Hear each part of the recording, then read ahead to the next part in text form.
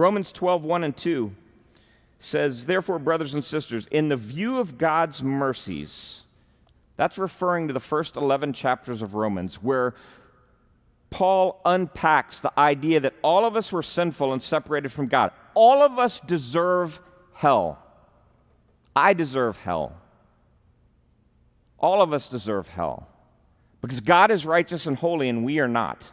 And the beginning of Romans unpacks that. But then in chapter 3 in Romans, there's this turning point where it says, "But now a righteousness from God has been revealed that comes through faith. And there is a way for us to be right before God by faith, not as a result of what we've done."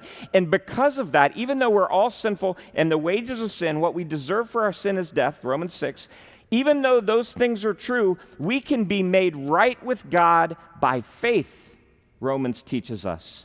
And he unpacks that for the next, starting middle of chapter 3 to the end of chapter 11, unpacks God's mercies. In view of God's amazing mercy that we can be made right with God by faith, Paul says, "Therefore I urge you to present your bodies as a living sacrifice, holy and pleasing to God."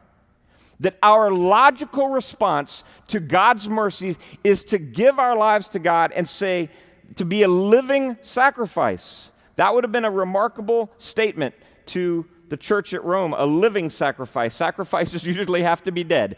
But we're to offer our lives as a living sacrifice. That's where we say to God, "Take my life and do what you will with it." My time, my talents, my resources, my energy, everything. And when we are living upper story lives, we are living, as Paul challenges us to in Romans 12:1 and 2.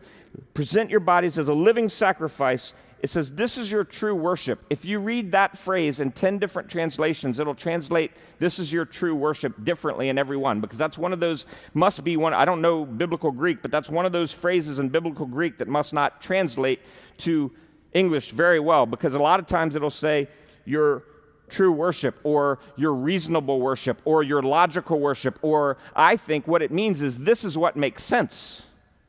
In light of what God has done for us, it makes sense for us to offer our bodies a living sacrifice. Why? Because life on earth is short and eternity's long.